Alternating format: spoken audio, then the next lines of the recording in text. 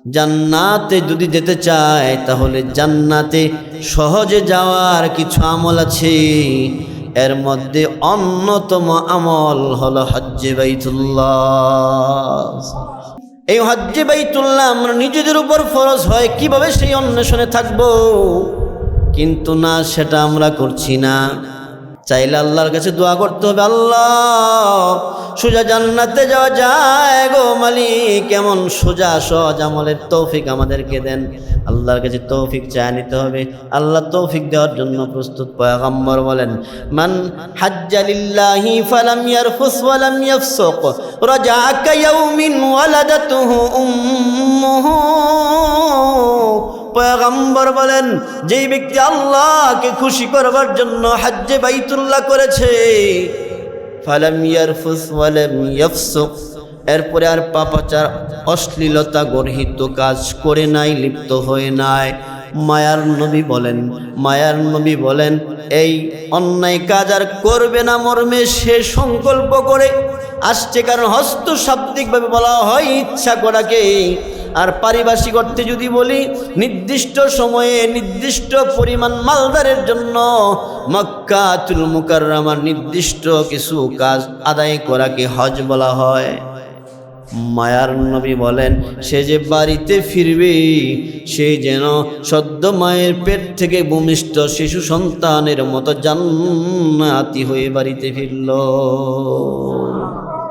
মুসলমান ভাইরা আমার, হজ কাদের উপর ফরজ হয়, হজ করলে কি ফজিলত, তোমরা আদায় করলে কি ফজিলত, এবং ফরজ হওয়ার পরে না করতে পারলে এই ফরজ অনাদায় অবস্থায় মৃত্যুবরণ করলে কি কুফল।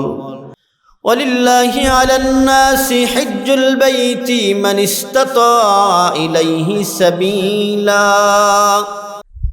আল্লাহর সন্তুষ্টির জন্য ওই সকল লোকদের উপরেই হজ ফরজ, অর্থাৎ আল্লাহ ফরজ করেছেন মান ইসতাতা ইলাইহি সাবিলা, আসা যাওয়ার রাহ খরচ এভরিথিং যার কাছে আছে, যার মালিকানায় জীবনে বালেগ হওয়ার পর একবার এসছে, তার উপর হজ্জে বাইতুল্লাহ ফরজ হয়ে যায়। টাকা জমাইছে আর টাকা হাদিয়া পাইছে, যাই হোক না কেন, কারো মালিকানায় যদি এই পরিমাণ টাকা, সাপোজ বর্তমান বাজারে তার কোনো দেনা পাওনা নাই, 7 লক্ষ টাকা কারো জমায়েতে আছে, স্বর্ণ থাকুক, প্রয়োজনের বাহিরে দোকানের মাল আছে, কথা বুঝতেছেন না, এমন অতিরিক্ত বাড়ি আছে, এরকম ভাবে যাকাত যেভাবে হিসাব করা হয়, এই পরিমাণ ধন সম্পদ যার কাছে আছে, যেই মা বোনের কাছে আছে, তার উপরেও কিন্তু হজ ফরজ হয়ে যায়। যায় কি যায় না? ফরজ হয়ে যায়। এই মাসআলাও জানার চেষ্টা করার লোকের সংখ্যা কম। মুসলমান ভাই, এই মাসআলা জানতে চায় না, জানতে চাইলে যদিও আবার ওয়াজিব হয়ে যায়, ফরজ হয়ে যায়, তাহলে আবার আদায় না করলে সমাজের মধ্যে মানুষ জেনে ফেলবে না না না, আমরা সবাইকে আল্লাহ তাআলা সৃষ্টি করেছেন জান্নাতে দেওয়ার জন্য। বলেন কোথায় দেওয়ার জন্য? আমরা যেতে চাই কোথায়? জান্নাতে যেতে চাই।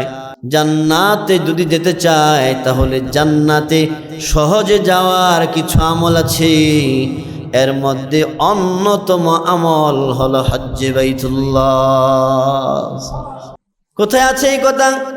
ফজিলতের মধ্যে আসুন আমরা জানি, এই হজ্জে বাইতুল্লাহ আমরা নিজেদের উপর ফরজ হয় কিভাবে সেই অন্বেষণে থাকবো, কিন্তু না, সেটা আমরা করছি না। আমার কাছে টাকা আছে, আমার কাছে টাকা কোনো এক সময় আসছে, এই টাকা দিয়ে আমি জমিন ক্রয় করে ফেলেছি, বাড়ি ক্রয় করে ফেলেছি। আমি মাসআলা জিগাই, হুজুর আমার এই বাড়ি ছাড়া তো আর কোনো সম্পদ আমার নাই, আমার উপর কি হজ ফরজ কিনা? আমি জিজ্ঞাসা করছি, এই অতিরিক্ত এই শহরের বাড়িটা আপনি যখন রেখেছেন, এই টাকা আপনি পেলেন কোথায়? কতক্ষণ এটি কামাই করছি, বাড়ি তো রাই খেয়ে দিছি। আমি বাড়ি রাখার আগেই তুমি আসাব আপনার উপর হজ ফরজ হয়ে গেছে। হজ আপনি ভাবছেন টাকা কাজে লাগাই লাইলাম, হুজুর আর ফুতো দিয়ে পারতো না। না না, যার যার লাভের জন্য, যার যার জান্নাতে যাওয়ার জন্য আপনি যে 50 লক্ষ 60 লক্ষ টাকা দিয়ে বাড়ির কাজটা করেছেন, এই বাড়ির কাজ করার আগেই তো আপনার কাছে টাকা এসছে, আপনার এগুলো চুরি করে আনছেন না তো, নিজের টাকা না। হজ ফরজ হয়ে গেছে, এখন তো আর নাই হুজুর। হজ এমন একটা আমল, জীবনে একবার ফরজ হয়ে গেলে সেই ফরজ আর সাকেত বা রহিত হয়ে যায় না, থেকে যায় থেকে। এবার আসেন কি ফজিলত, সোজা জান্নাতে যাওয়ার পথ আমরা চাই কি চাই না? চাইলে আল্লাহর কাছে দোয়া করতে হবে, আল্লাহ সোজা জান্নাতে যাওয়া যায় গো মালিক, কেমন সোজা সহজ আমলের তৌফিক আমাদেরকে দেন।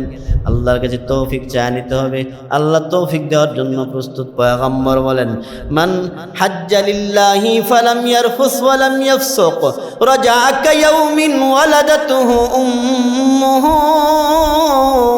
পয়গম্বর বলেন, যেই ব্যক্তি আল্লাহকে খুশি করবার জন্য হজ্জে বাইতুল্লাহ করেছে, ফালাম ইয়ারফুস ওয়ালাম ইয়াফসুক, এরপরে আর পাপাচার অশ্লীলতা গর্হিত কাজ করে নাই, লিপ্ত হয়ে নাই, মায়ার নবী বলেন এই অন্যায় কাজ আর করবে না মর্মে সে সংকল্প করে আসছে। কারণ হস্ত শাব্দিকভাবে বলা হয় ইচ্ছা করাকে, আর পারিভাষিক অর্থে যদি বলি নির্দিষ্ট সময়ে নির্দিষ্ট পরিমাণ মালদারের জন্য মক্কাতুল মুকাররমার নির্দিষ্ট কিছু কাজ আদায় করাকে হজ বলা হয়। মায়ার নবী বলেন, সে যে বাড়িতে ফিরবে সে যেন সদ্য মায়ের পেট থেকে ভূমিষ্ঠ শিশু সন্তানের মতো জান্নাতি হয়ে বাড়িতে ফিরল।